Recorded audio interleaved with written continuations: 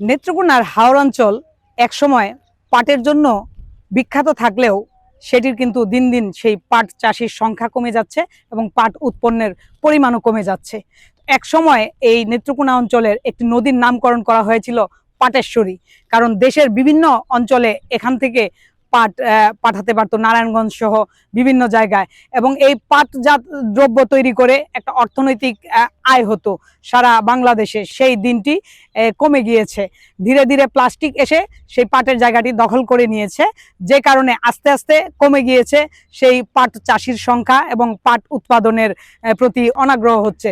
তো কৃষকরা মনে করছেন যে এই পাটকে যদি আবারও একটি অর্থনৈতিক ফসল হিসেবে এবং একটি দেশের বিভিন্ন জায়গায় রপ্তানিমুখী একটি খাত হিসেবে যদি তাকে পৃষ্ঠপোষকতা করা যায়, কৃষকদেরকে যেমন সহযোগিতা, পাশাপাশি যে ধানের জন্য, মাছের জন্য যেরকম নানা ধরনের উদ্যোগ রয়েছে, সেই সরকারি বেসরকারিভাবে এরকম পাটকেও যদি সেই পণ্য হিসেবে উদ্যোগ নেওয়া যায়, তাহলে কৃষকরা যদি ন্যায্য মূল্য পান, তাহলে আবার হয়তো সেই পাটের যে পুরনো ঐতিহ্য সেটি ফিরে আসবে। আমরা ক্ষেত করছি 10 কাঠা।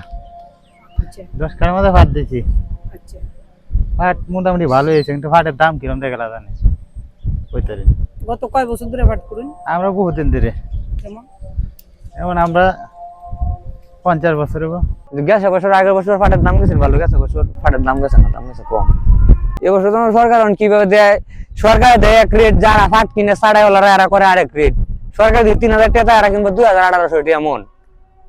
তো না হাইবেন কই টাকা তো কালাই। মূলত এই ফসলটি করার ক্ষেত্রে তাদের এটি সংগ্রহ সহজে চাষাবাদের ক্ষেত্রে মোটামুটি একটু কষ্ট বেশি করতে হয়, যে কারণে অন্যান্য ফসলগুলি একটু সহজে আবাদ করা যায়, হারভেস্টিং করা সহজ, সেই হিসেবে এখান থেকে সরে যাচ্ছেন। পাশাপাশি আরও একটি বিষয় আছে যে পাটের যে বাজার মূল্য সেটিও কম।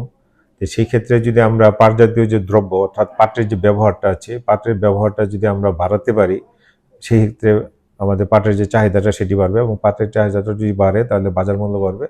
বাজার মূল্য যদি বৃদ্ধি হয়, কৃষকরা যদি লাভবান বেশি হয়, সেই ক্ষেত্রে হয়তো পাট চাষটা বাড়ার একটা সম্ভাবনা থাকবে। আর আমরা এই জেলায় পাট চাষ আবাদের জন্য আমরা সরকার কর্তৃক অনেক সময় প্রণোদনা প্রোগ্রাম দিয়ে থাকি। আমরা গত বছর এই ধরনের একটা প্রণোদনা নিয়েছিলাম, সেখানে 4000 কৃষককে আমরা বিনামূল্যে বীজ এবং সার সহায়তা দিয়েছিলাম। পাট চাষির সংখ্যা বাড়িয়ে এবং তাদেরকে পৃষ্ঠপোষকতার মধ্য দিয়ে সরকারিভাবে এই অঞ্চলকে কিন্তু কারখানা এবং ইন্ডাস্ট্রিয়াল অঞ্চল হিসেবে গড়ে তোলা যায়।